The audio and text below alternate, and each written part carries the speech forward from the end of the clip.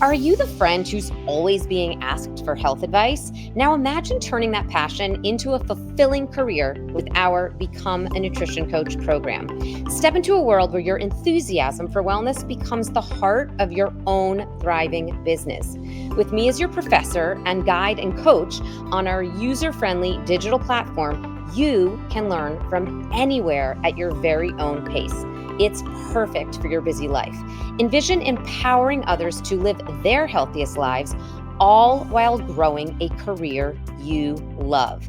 You're not just gaining a certification here, you're joining a community of like-minded professionals ready to support and celebrate with you every step of the way.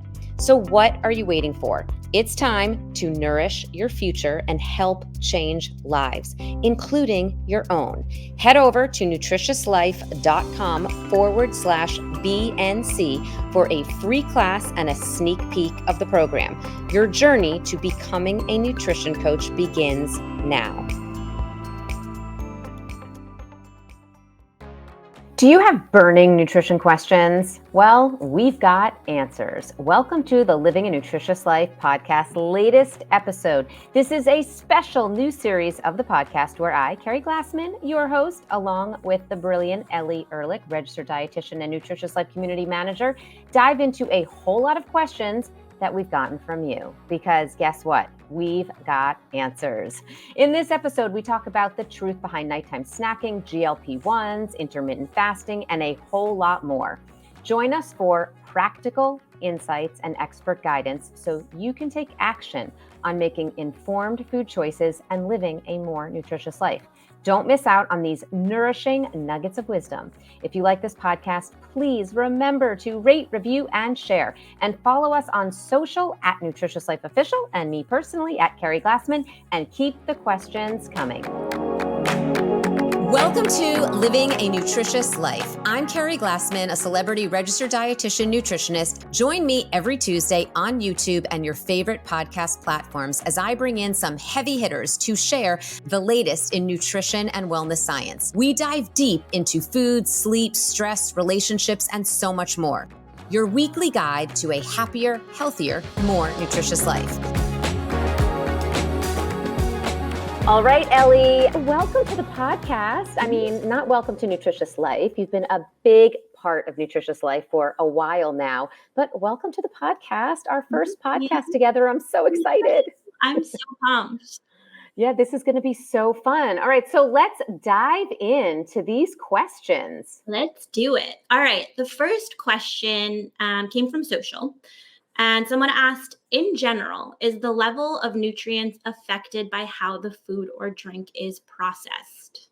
Okay, so in general, yes, the more processed a food, the less nutritious it's going to be, for the most part. The nutrient density of a food is always going to be altered by the kind of processing that food undergoes. And water-soluble vitamins are generally the most vulnerable to processing and cooking. Highly processed foods like Doritos and Pop-Tarts, those very unhealthy foods, they are obviously very unhealthy for a variety of reasons. One being that through that type of processing, virtually all of the nutrients are stripped.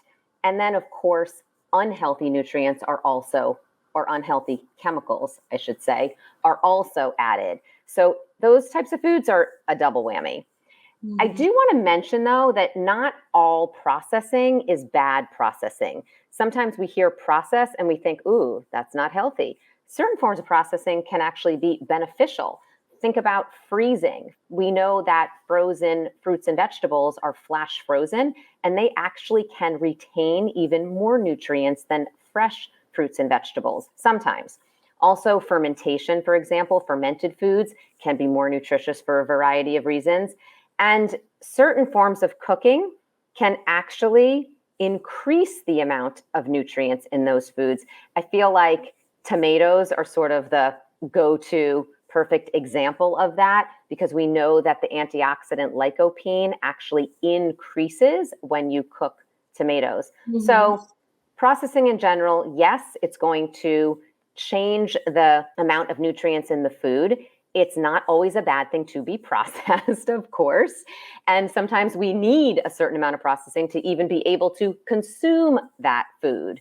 Right. So don't necessarily think of processing as horrible. Just stay away, though, from those highly processed packaged foods. Right. And if anyone wants to read more on the whole world of ultra processed foods, we actually read an amazing book by Chris Van Tuliken called Ultra Processed People that really dives into this whole world of ultra processing. So that's a great one for anyone that wants to read about that sort of bad world of processing. But I love that you brought up the positive angle, that processing isn't all bad. Think about soaking and then cooking your legumes or your oats, Right. making the minerals more bioavailable, even putting your food into a blender for that morning smoothie. That's also a form of processing and can be beneficial for people that have GI issues or just want to make their food a little bit more digestible. So it's not all bad. Yeah, such good points. And I forgot about our read of that book in book club. That book club, by the way, is a really fun part of our program, the Become a Nutrition Coach program, which is through my Nutritious Life Studio. And it's a really fun part of the program. And yeah, I forgot we even read that book. I loved that read. It was a good one. All right. So what's the net here? Give us the high level answer. Yeah, so the net, not all processing is bad. Some is even good. And most important, to stay clear of those highly processed packaged foods. Right. All right. I'm going to move on to our next question. This is one I feel like we get a lot. So someone said, I am a vegan and I'm struggling to meet my protein needs. What are some clean, healthy, plant-based protein options that are not filled with lots of carbs and fat? Ooh, I hear your struggle. And Ellie, you are correct. We do get this question a lot. It is absolutely harder to meet protein needs if you're following a vegan diet. This does not mean that you shouldn't be vegan if that's what you're choosing to do and it works for you. And it doesn't mean that it's not doable. It just means that, yes, you just may need to work a little bit harder at it. It may take a little more preparation. It may take more prepping your food, which I guess is the same as prepping, but I meant it may take just keeping your kitchen in general stocked with more foods, and it might take a little bit more of preparing your food ahead of time and bringing foods with you places, because it does just take some more work. You have to be a little more intentional about your diet and what you're eating if you want to meet those protein needs, and you're being cautious of the amount of additional calories and specifically the macronutrients, carbohydrates, and fat that you're getting in your diet. And you will need to consume more carbohydrates and likely fat than perhaps your friend who is doing the carnivore diet or is paleo, because many forms of plant protein are going to come along with carbohydrates and, or I'd say carbs and fat, like one or the other or both, right? Right. So you have to be aware that you are going to get more of those other macronutrients, and that's not necessarily a bad thing. You just have to be really intentional with the protein you're getting, and again, be prepared and planned. So you need to really get the most bang for your buck.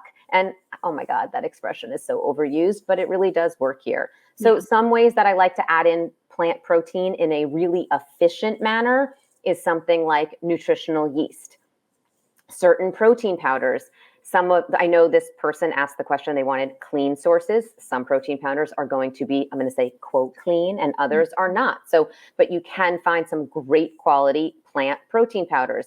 Also, certain ancient grains are going to have more protein. So yes, you're going to get carbs there, but you're also going to get more protein there. So something like spelt, teff, quinoa, amaranth. Quinoa is actually a seed.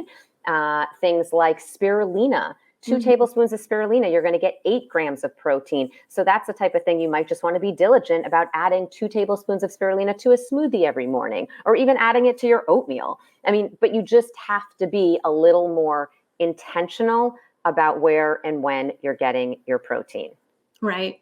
And I think, like you said, we rarely eat foods in isolation. We're rarely eating just a big block of just straight protein. Right.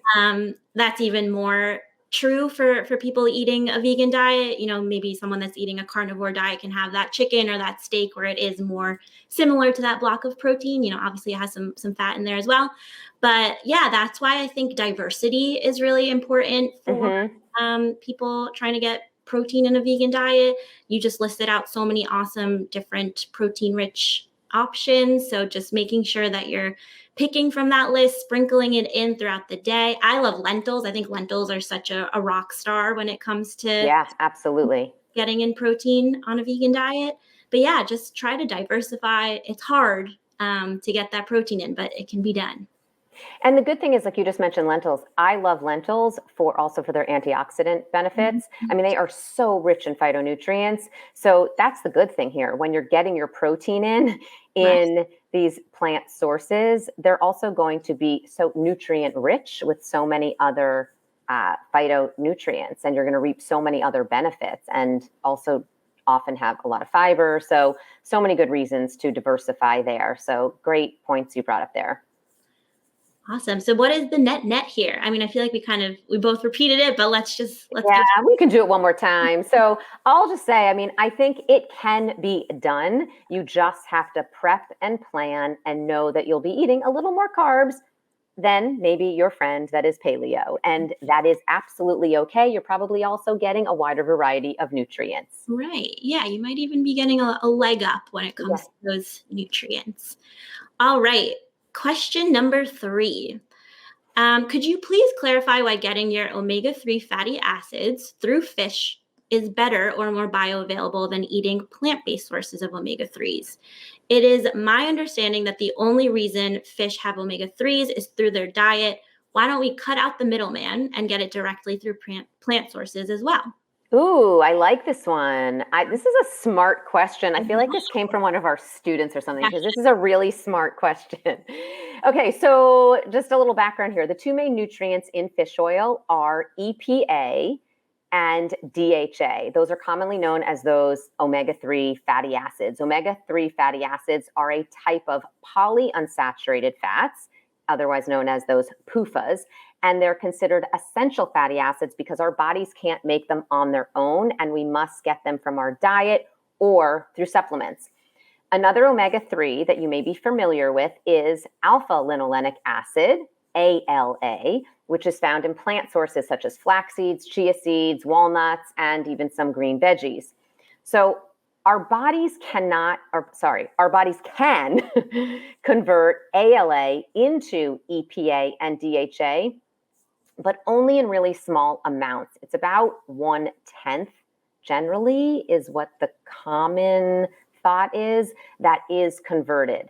So we can do it, we just don't do it very well, unfortunately. Right. So in other words, we're not too efficient at this process. So consuming EPA and DHA directly from foods and or taking supplements is really the best way to get these nutrients in. So the second part of your question, though, is really smart. But if fish are getting it from plants, why can't we just eat the plants? Mm-hmm. And so here's the deal there. The primary producers are actually algae. So the primary producers of this DHA and EPA are going to be algae, so algae has DHA and some EPA, and small fish eat that. And as bigger fish eat those small fish, that DHA and EPA accumulates. So most plant products, like I mentioned, the walnuts, chia seeds, flax seeds, those have ALA. It has to be converted. Algae is obviously a plant product. It has DHA and EPA, not as much as you'd find in, let's say, eating a piece of fish, but then it accumulates in the fish. So by the time you're eating the fish, you have more of this. So it does originally come from a plant, yes, but it is going to be hard to get it all from plants, either via ALA, which is then converted, or through something like seaweed. But you can take, especially so if you are someone that follows a vegan diet, speaking of vegan diets, we were just talking about, you can take a vegan source of DHA and EPA from that comes from an algae. It's just difficult to meet your needs. Right. So. Right. Yeah, I love how this person phrased the question. Like, why can't I just cut out the middleman and go straight for like an algae oil?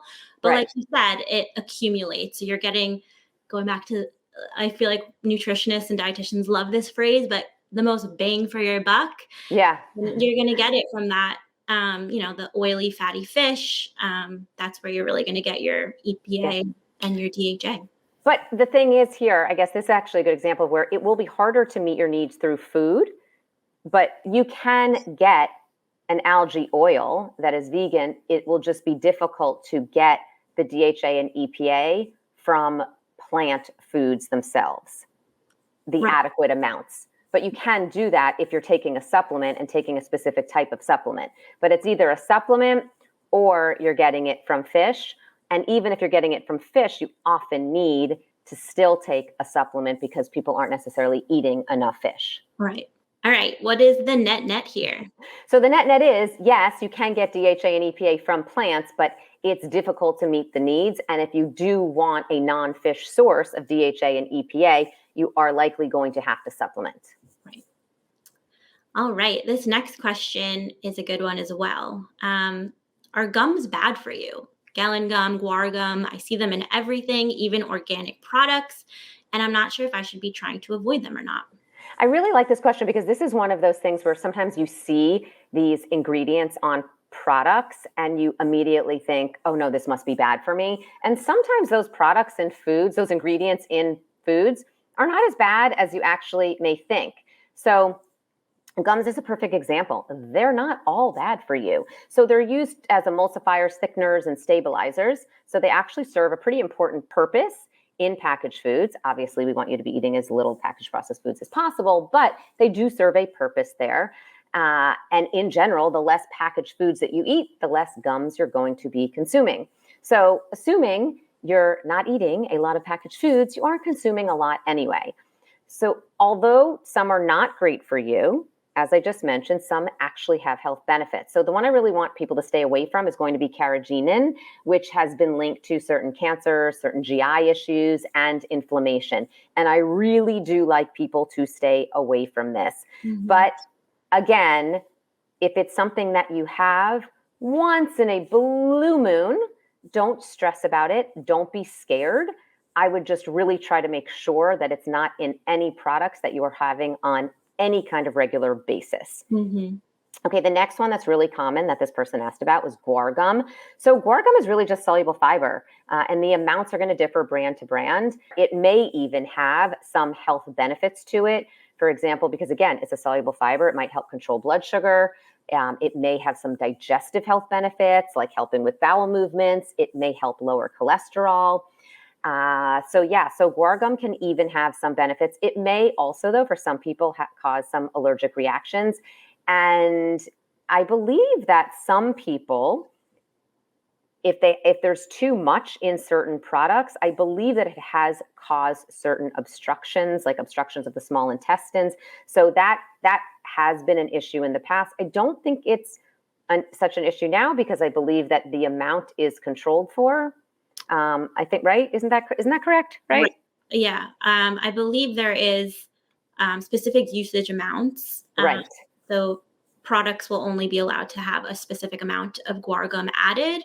And that is like the safe, tolerable limit to avoid things like obstructions of small intestines and all that stuff that we definitely want to avoid.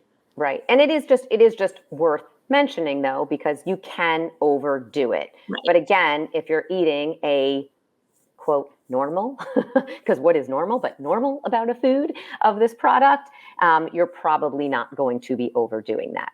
Okay, the next one, gallon gum. Again, it's a stabilizer. There's really no major benefits, like there might be some benefits to guar gum, but there's also no major negatives. So if the rest of the food product that you're eating, the rest of the ingredient list is pretty good, I wouldn't be afraid of this one. Agar-agar is another one. It's a gelling agent that's commonly used as a vegetarian alternative to gelatin, because gelatin we know is derived from collagen from tissues and bones of animals. So this is used sort of in place of that in a variety of processed foods, things like sauces, soups, desserts. Research does suggest that agar may help lower blood sugar levels, so similar to the guar gum. And it does this by reducing the absorption of glucose. Okay, so gums, yay or nay? What's the net here? So the net here really is that we shouldn't be consuming a lot, because then that means we're consuming a lot of packaged processed foods. But the one we really have to be concerned about is carrageenan. Right. Okay, this next question is another food additives question. What is the deal with seed oils? Ooh, seed oils. They are really a hot topic these Really days. are. Right? I mean, how often do we get asked about seed oils? Okay, so I'm going to give the real net here, because we could talk about this for hours if we really wanted to. I think seed oils have become one of those things out there in the world of social media, especially TikTok, that has just become so polarizing. And I also think really scary to many people. Mhm. Many people become, like I said, frightened of seed oils. And then you've got people sort of on the other side that are arguing that seed oils are great for you. Don't worry about seed oils at all.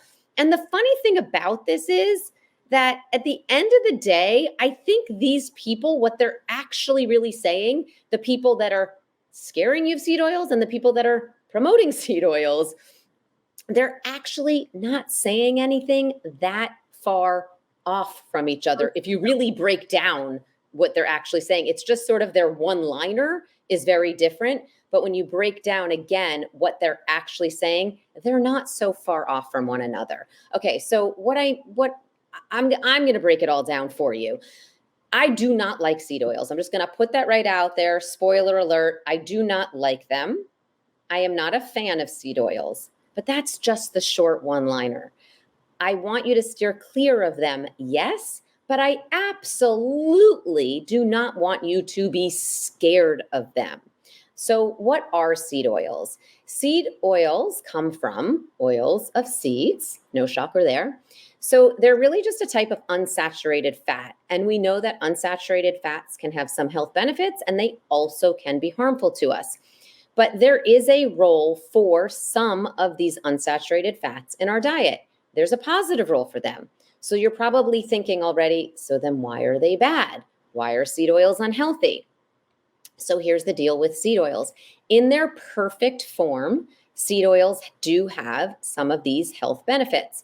The problem is that we do not get them in their perfect form. So let's just use something like sunflower oil as an example. When most of us are getting sunflower oil, it has been highly processed, it's been heat treated, and then there's added unhealthy chemicals to it. So the oil itself is processed in a way that makes it very unhealthy. When highly processed and refined, oils like this, they're stripped of their beneficial nutrients. So this makes them less healthy than the more natural sources of fats. Right. Okay, so the second part of this is that we find these oils, these omega 6s in foods that are already extremely unhealthy. We often find these seed oils in foods like highly processed packaged foods, which we know are not healthy for us. We've already discussed them a little bit today. When they're highly processed, these foods are linked to inflammation, which causes disease such as cardiovascular disease, for example, neuronal degeneration. So again, in their perfect form, they're not so terrible for us. We don't get them in their perfect form.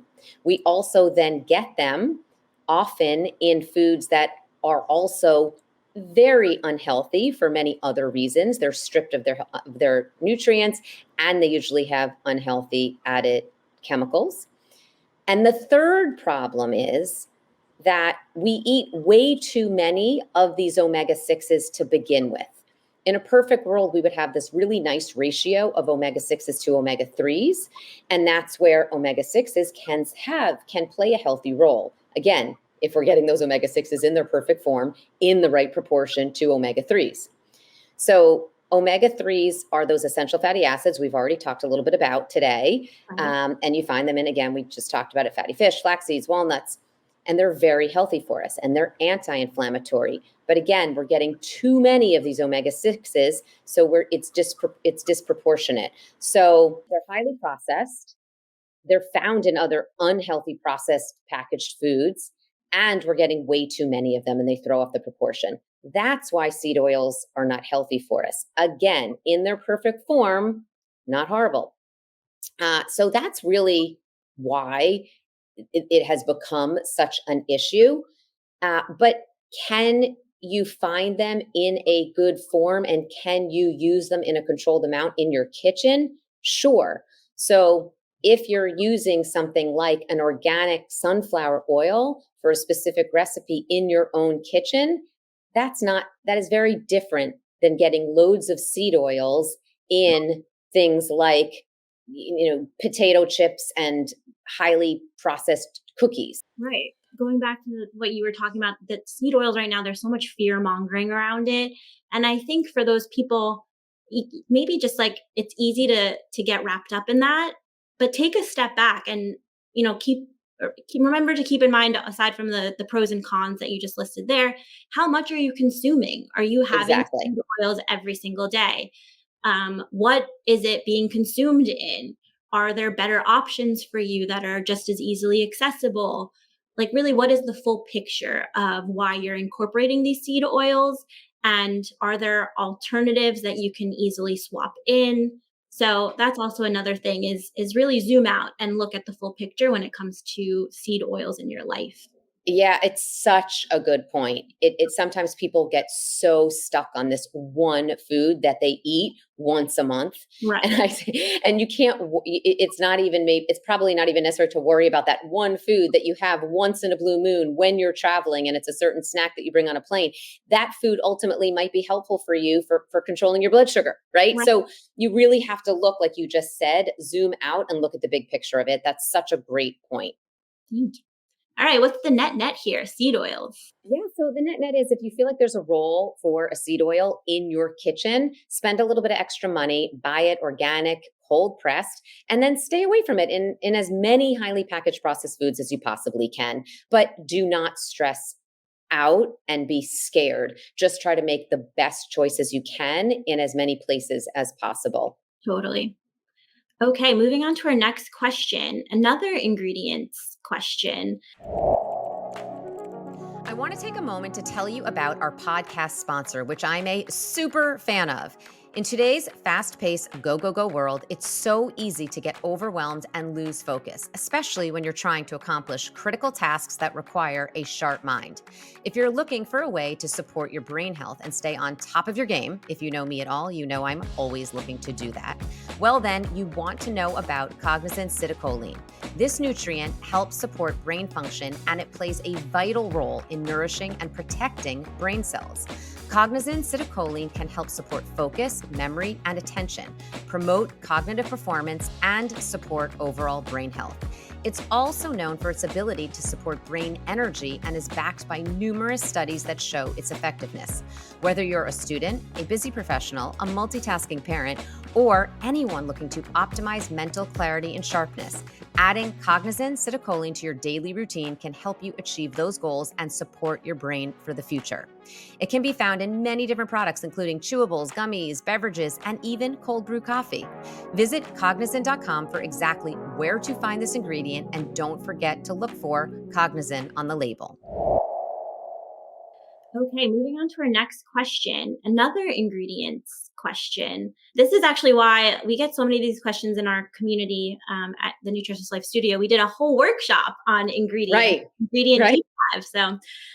So this question is: what's the reality behind natural flavors, and should we try to avoid them? So the background here, natural flavors are extracted from plants, seeds, leaves, stems, natural sources, which you would expect, right? But sometimes these natural flavors are produced in laboratories and made from a collection of gases. But as long as the original source is derived from a plant or an animal, such as an herb or vegetable, fruit, or even a meat or dairy product, it can be labeled as a natural flavor. So the big issue here is we don't really know what natural means. It's really like when you see natural flavor, you just don't know exactly what that is. So it's really kind of a vague ingredient in an ingredient list. Some natural flavors aren't much different from artificial flavors in terms of the chemical composition and health effects. So natural flavors always raise the question, what exactly is this natural Mhm. flavor? Why do we have this natural flavor in here? So again, the term can be really vague, doesn't really provide much detail about the specific ingredients used to create that flavor. For example, a natural vanilla flavor might be made from actual vanilla beans, or it could be created from a combination of other natural ingredients that mimic the taste of vanilla. So you just really want to be aware of that. But again, like you just mentioned, zooming out before, and that's such a great way to look at this actually question Mhm. too. You should zoom out at natural flavor. How often are you eating that product with natural flavor? How often are you eating other foods with natural flavors? And what other ingredients are in that product? And is there a better product? So oftentimes, maybe the rest of the ingredients are so great. Maybe there's organic oats and maybe there's raw almonds in it, and there's all these other high quality ingredients in it, and the list of ingredients isn't very long. You could tell, what, this is a quality Right. product as far as a packaged food goes. I feel pretty good with this, and I have it, once a week. Or it could be something that's loaded with really unhealthy added ingredients, and then you see natural flavors. Well, natural flavors might not be the worst thing on the list there, but you might not have as much confidence in what those natural flavors really are. You can also always call a company, but Right. again, the big thing is like zoom out. How often are you having it? What are the other ingredients in that product? And then it sort of becomes a look at the big picture of the product. And oftentimes, if I see natural flavors but I like the other ingredients in the product, I know that I'm probably not having it that often anyway. I feel okay with it. Right. Right. And like you said, if you feel like you need to do that extra sleuthing, companies will usually, if you email the manufacturer, it's usually listed on the website. They will tell you where their natural flavors are derived from for that particular Yeah. product. I've definitely done that probably more times than I should admit. You are a sleuth, Ellie. The companies that really value transparency will tell you exactly where the natural flavors are coming from, and then you feel, a little bit better about eating them. So Yeah. definitely do that if you feel inclined. Yep. Great point. Okay. Next question. What do you think about Beyond Meat or Impossible Meat? Okay, so I am not a fan. If you've been following anything that I write or read or talk about, you probably know I'm not a fan. I would so much rather someone have a bean burger, a Mhm. mushroom, some sort of mushroom bean rice burger, but a real veggie burger, or a real grass-fed organic beef burger. I Right. would so much those two choices to me are so many steps ahead of a fake burger. And those are two things that I have both of those. And I think probably all of our listeners know that I eat meat. Meat is absolutely a part of my diet. When I eat meat, I try to make sure that it is the highest quality possible.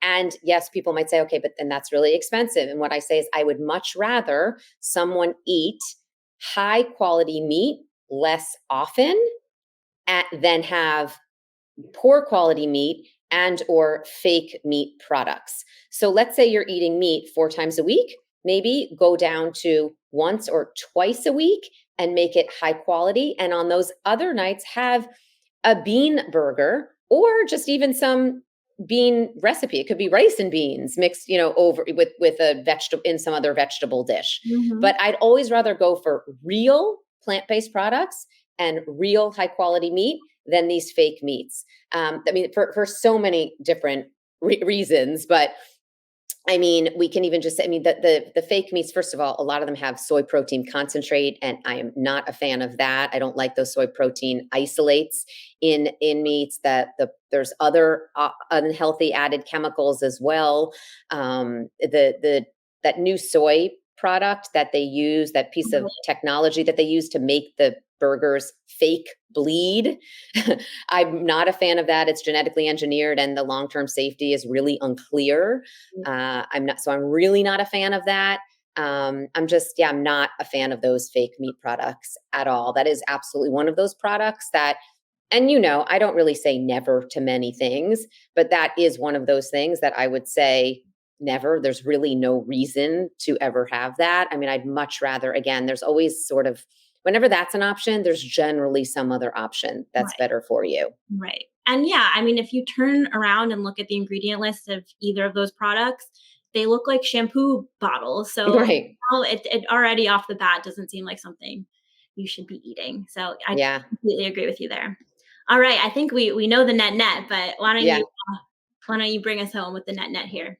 The net here is that I would rather you reduce the amount of meat that you're having and choose higher quality meat less times, and then add in some plant-based meals that are made of real plant-based foods.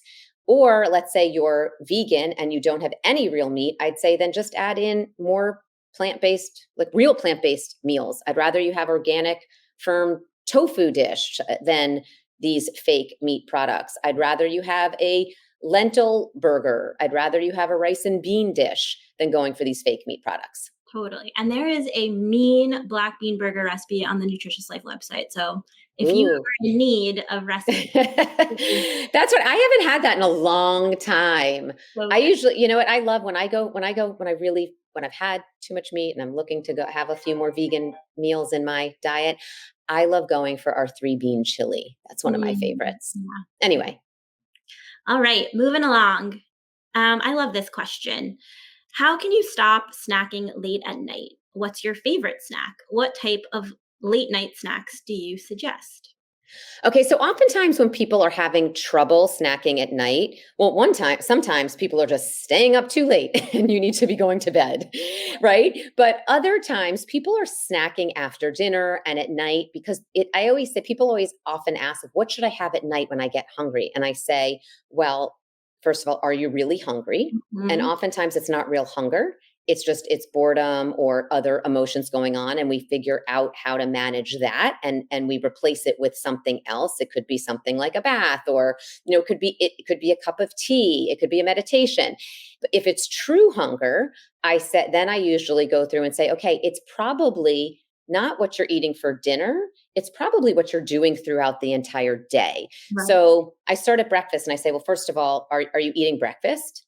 Are you eating consistently throughout the day? Are you eating adequate calories overall? Are you eating adequate protein starting at breakfast and laying that good foundation, and then eating adequate protein throughout the day? And are you getting adequate fat in your diet so that you're staying satisfied? Protein and fat both contribute to being satisfied. So, oftentimes, again, it's that lack of calories, it's lack of protein, it's not eating consistently throughout the day. So Mhm. sometimes people's blood sugar have been thrown off. And so sometimes people will say, but I ate this whole big dinner. Like I ate a real big dinner. And I say, yeah, you ate a really big dinner, but you're still trying to catch up from the day. That's why you're hungry after that big dinner, because you didn't eat breakfast. You ate really, uh, a lunch that was filled with calories, but no fiber to help stabilize your blood sugar, not enough protein, no fat for satiety. Let's say someone maybe had something like they'll say, well, I had a bag of pretzels and then I had an apple and then I snacked on some candy at my desk, but then I had a great healthy big dinner. And I say, well, that healthy Mhm. big dinner is not making up for the Yeah. rest of what you did during the day. So oftentimes, if you're really truly after dinner, if you're feeling hungry, is it real hunger or is it emotional eating? You want to check that out. Or or tap into that, think about that. Or if it ends up being real hunger, take a look at what you're doing throughout the day. Yeah. I know it's such a good point. People often forget that what you do at the earlier part of your day really does set you up for how your nutrition is going to look at the second half. Yeah, absolutely. I think that's such an important point. And then, yeah, a question I love to ask myself or my clients when late night snacking comes up is, like you said, is it hunger or is it habit? Am I just Yeah. reaching for that snack because Netflix is on and that's just kind of how the night goes? And sometimes in those moments, that's okay. You're watching a movie and you want a crunchy snack. And I think in those moments, I love to incorporate things like spices and herbs with my snacks because it helps to break up that monotony that can come up when you're doing that mindless eating. So that could be something to add in. And Right. then, And it's case, then you're doing it intentionally. You know, I'm doing this because I'm watching TV. I want to have a snack. This is in quote indulgence. I'm going to make it a conscious indulgence and choose a snack that's nutrient dense and be mindful of what I'm eating. Right. And then some other great snacks. If you are hungry later at night, look for things that have fiber, protein, magnesium, even tryptophan to really help um, almost induce that sleep later on. Cashews and almonds have lots of magnesium. That can be a really great snack. Apricots, tart cherries are great because they have that natural melatonin built into them. That's just a few of my go-tos. And Yeah, those are then great options. yeah, maybe even like a nice piece of organic cheese, figs. So look for those items that have that magnesium, some protein, some fiber to actually satiate you. Yeah, And cheese. Yeah, I was going to say cheese has that tryptophan, which also can help Mhm. release melatonin. People don't often think about that, but sometimes that's just enough to cut the hunger and be a little helpful there for easing into sleep. Right.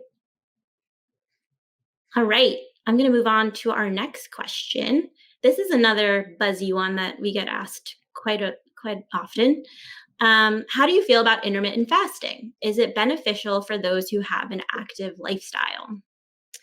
So, most of us should be intermittent fasting, but there is a big but here because many of you I know are probably thinking, what do you mean? I thought you're not a fan of intermittent fasting. So, what I mean here is we should all be doing a basic fast of about 12 hours. So, what I mean there is we all should really not be eating after dinner. Most of us, some people actually do need a nighttime snack. Some specific, it depends on, again, some specific schedule and lifestyle. But for most of us, should not be eating after dinner and then shouldn't be eating until the morning. And that should be about 12 hours. Giving our bodies a rest, giving our digestive system a rest is very beneficial. And for most of us, that means we're not eating these extra calories that we really don't need, that would be considered this mindless eating, right? So I don't even really consider that, though, intermittent fasting. That's just something, years ago when I started my private practice, we didn't talk about intermittent fasting, but this was just something I recommended to almost everyone. It's just something that is healthy. So I like to think that all of us should be doing some intermittent fasting, but we really shouldn't even be thinking of it as intermittent fasting. It's just sort of part of a overall healthy diet. So with all of that said, is intermittent fasting for longer than those 12 hours, those 14 to 16 hours, which is what many people are doing, is Mhm. that beneficial? I think for some people, it can be beneficial. And I think for some people, it can be detrimental. For the majority of people out there, I do find it very difficult. I think for many people out there, they're breakfast eaters. They get up, they do need that breakfast. If they don't have that breakfast in the morning, it sets them up to overeat later on in the day. So I think that can be difficult for many people. I know me personally, I have to have breakfast in the morning. So I say, even if you do intermittent fast, I do like you to still have breakfast. So even regardless if your breakfast is at 7 a.m. or you wait and it's 11, I really do like you to get that what's considered breakfast and then still have maybe it's a lighter lunch, but a few hours later have that lunch. So regardless, I do still like you to have breakfast if you are doing that 14 to 16 hour intermittent fast. But for some people, again, not eating earlier in the day can be really difficult, and it can set them up for poor eating later on. So again, I'm not a fan of it for many people. I just don't think it works, and I don't think it's necessary. But for many people, it can be beneficial. I mean, some studies have shown that intermittent fasting can help improve insulin sensitivity. It can be for some people that can be, helpful for weight loss. Much of the weight loss research, though, really does equate the benefits to just the less calories. Many people, and that's okay too. If for you the intermittent fasting helps you just control calories, well, then maybe that works great for you. I just like to tell people to make sure that, again, they do eat right after that time, whether it's 14 hours or 16 hours, they do get a good quality breakfast, even if it's a late breakfast brunch.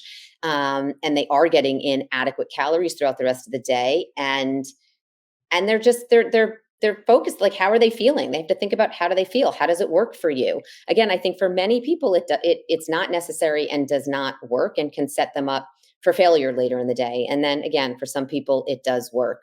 Overall, I am generally not a huge fan.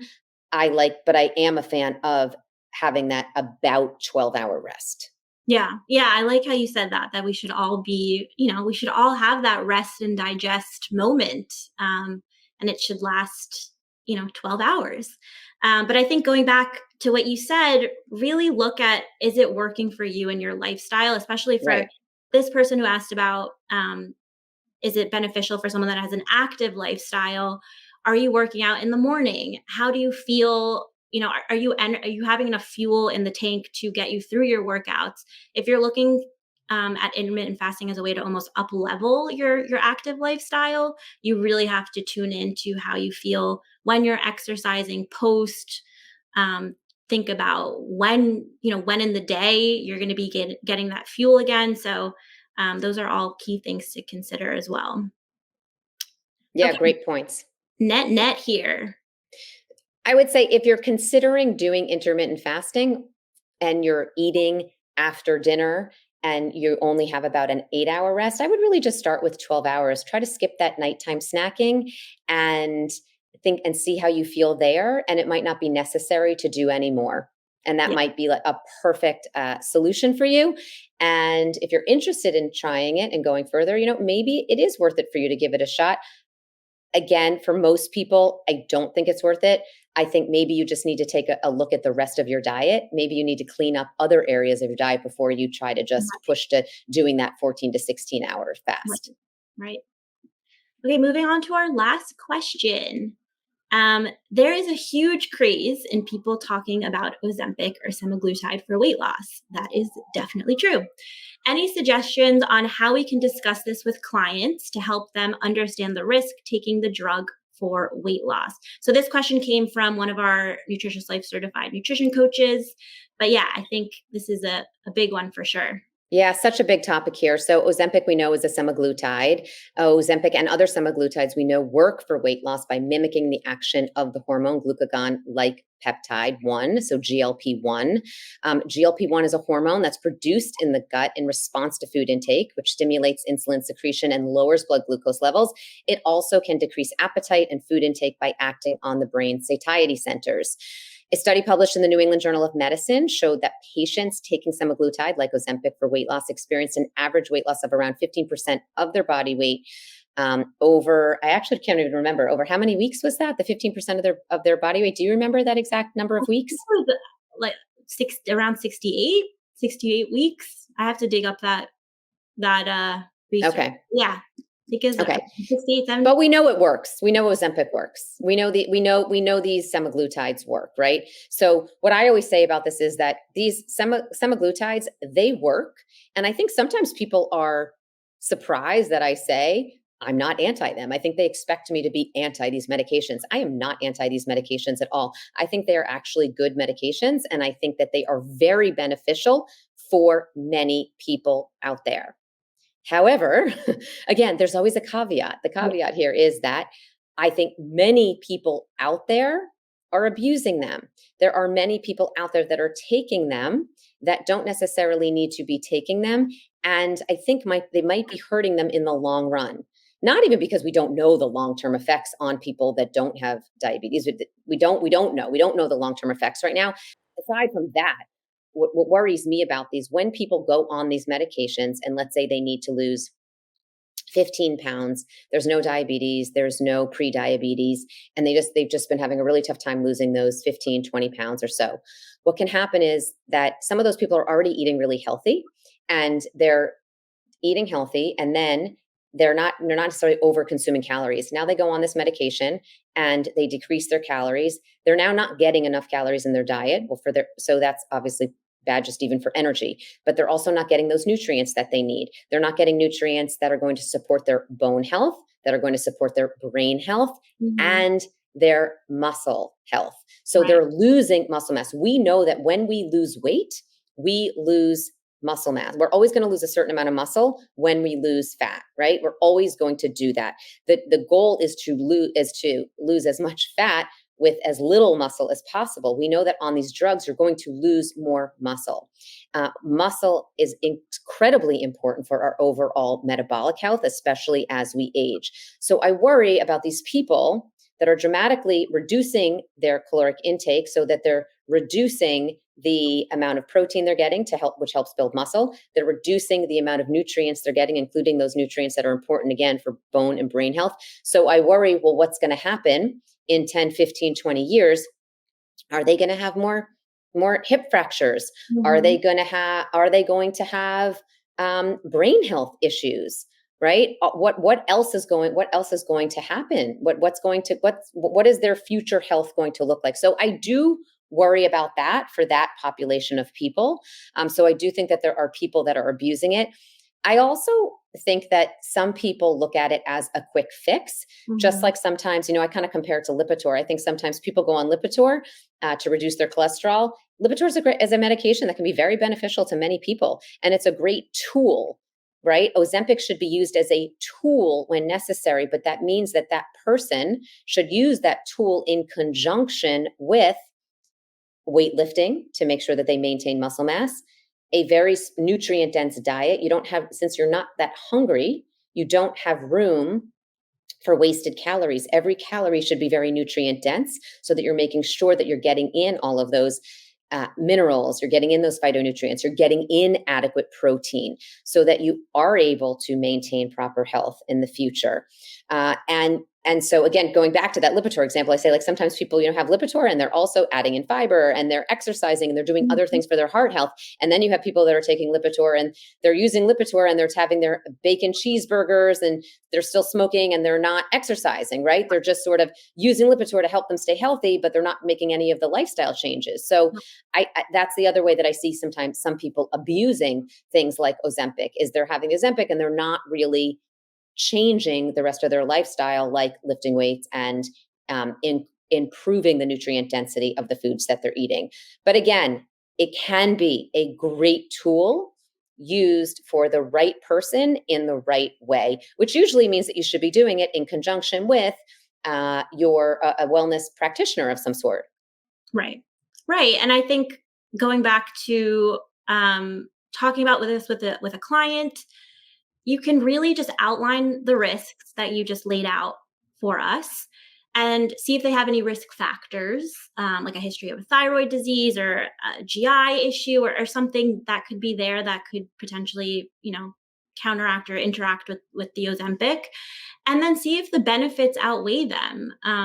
So if you're talking about this with a client, just really making sure that they're aware of all of the potential things that could come along with taking this drug. Like you said, it is a tool, but it's not a tool that's meant for everyone, every lifestyle. So that's just something really important to think about. And definitely, don't look at it as a magic bullet. Like you said, there's other work that needs to be put in when you're on this drug. That doesn't mean that you can just be eating cheeseburgers and donuts all day. You still have to think about nutrient density and think about exercising and all of those other 8 pillars. So it is definitely not that magic bullet for weight loss. And the last thing I'll say on that too is that again, GLP-1 is something that we make in our bodies and we can help work better. Like there are things we can do to promote our own GLP-1.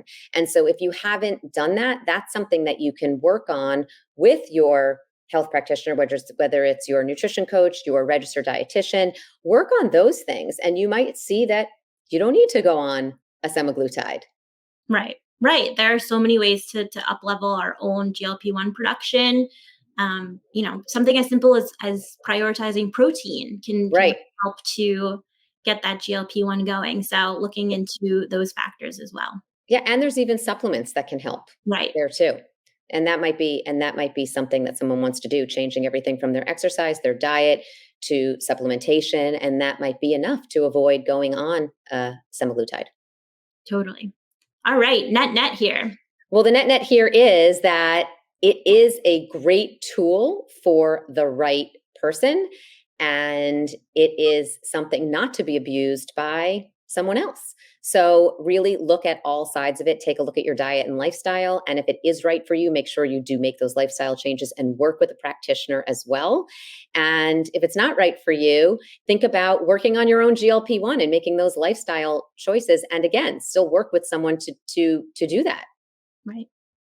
Awesome. All right. We made it through all of our questions. Amazing. This was so fun. I loved Fun. this. I loved this Q&A with our incredible Ellie Erlich, our Aw, community manager. So fun.